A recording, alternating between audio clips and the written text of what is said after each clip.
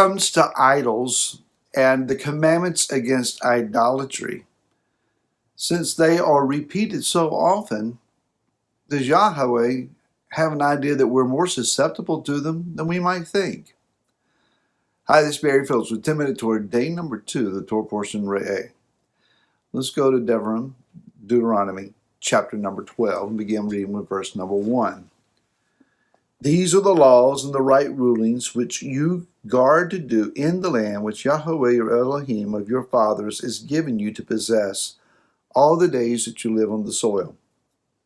Completely destroy all the places where the nations which you are dispossessing serve their mighty ones, on the high mountains and on the hills and under every green tree. You shall break down their slaughter places and smash their pillars and burn their Asherim with fire. And you shall cut down the carved images of their mighty ones and destroy their name out of that place. But do not do so to Yahweh your Elohim. When it comes to idolatry, false gods, superstitions, sorcery, the entertainment of such things, Yah's people, his covenant people, his set-apart people, must develop a quote-unquote no-tolerance policy. No tolerance. The more literal translation of this verse that says, completely destroy all of the places, it says, destroy, you shall destroy. So it is a double emphasis here. Not only are you to destroy them, but you shall destroy them. Abad to abadan, to destroy, to cause to perish, to lay waste, to cut off. You say that again.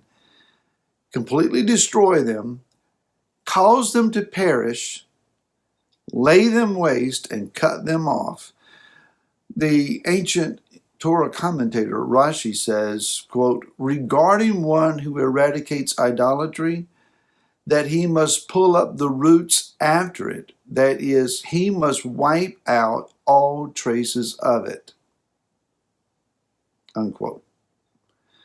So we are to pull up idols from their root. So if we go back to Deuteronomy chapter 5, verse number 6 and following, Yah says, I am Yahweh your Elohim who brought you out of the land of Mitzrayim, out of the house of bondage. You have no other mighty ones against my face. You do not make for yourself a carved image, any likeness of which is in the heaven above, or which is in the earth beneath, or which is in the waters under the earth. You do not bow down to them, nor serve them. For I, Yahweh your Elohim, am a jealous El, visiting the crookedness of the fathers upon the children to the third and fourth generations of those who hate me, but showing loving commitment to thousands, those who love me and guard my commands. He says to the third and the fourth generation. It's often misunderstood pertaining to this third, fourth generation clause that when a particular generation falls prey to a particular sin, here in the case is idolatry, that it will continue up until the third and fourth generation, or if he places a curse on a particular generation for idolatry, in this case, then that curse will last up to 3 or 4 generations. My understanding of this, however, is that he will visit that sin. That is, he will visit the opportunity of that sin, allow the temptation of that sin, the conditions that provoke that sin up into the third and fourth generations, to see if there is a generation that will say no and break the cycle. Otherwise, we are cursed for things that we didn't do, but rather he provides a means of his grace or his opportunity to break the cycle. We recognize my father or my grandparents or my great-grandparents that they fell into some sin and there's a curse upon our family lineage that has caused some harm, some detriment to us, we break the cycle. So just because, alcoholism or divorce or violence or spousal abuse runs rampant through your family history doesn't mean it has to continue in your generation or that into your children and grandchildren. You can break the cycle. In the case of idolatry, we inherit old wives' tales, superstitions, things that come under the guise of, well, nobody meant anything by that. Especially here in Southern traditions, mountain folk can be very superstitious about things. And being isolated and being in places where, it's often dark or rooted into Old English, Old Scottish, Old Irish, or even Native folklore that can at times delve into such things, stuff gets passed down.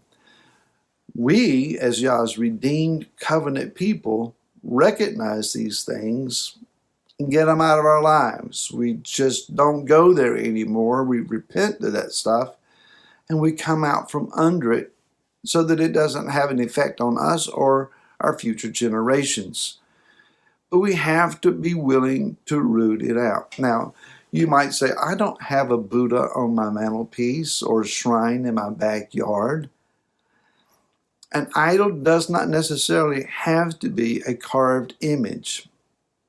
Let me give you an idea here.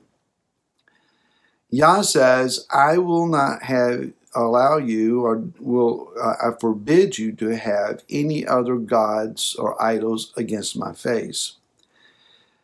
It's one part of that to say, I have my idol and we hold it up in front of his face, or we pay homage to a certain thing or a certain ideology before him.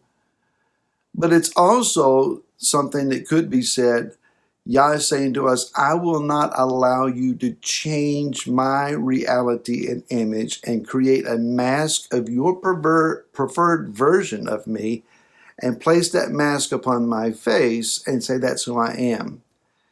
Yah is the creator. We're not allowed to create him or recreate him according to our own preferences.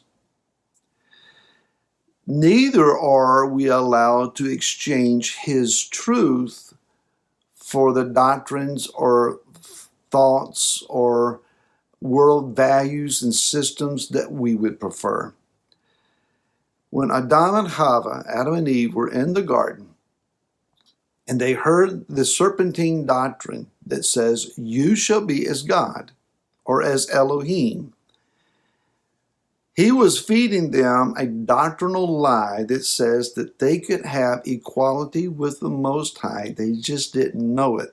That the thing that Elohim had forbidden them to do, that is to eat of this particular tree, was actually the source of elevation, life improvement, personal maturity and growth at a level that had never been imagined. Basically, the serpent was saying to them, he's holding out on you because he doesn't want you to be his competition. And so they looked at what was forbidden to them in the fruit and decided, not only does it look appetizing, but the effect of eating this, the side effect of eating this is something to be desired. And so they partook. It wasn't that they were hungry, at least not for physical nourishment. They were desirous of who and what Yahweh is. So when we hold up our beliefs against his, and we justify our persuasions and our understandings against the truth of his Torah, we are engaging in idolatry. What idol are we serving? Ourselves. The most dangerous idol you can fall prey to looks at you in the mirror. And we'll see you again tomorrow. Until then, shalom.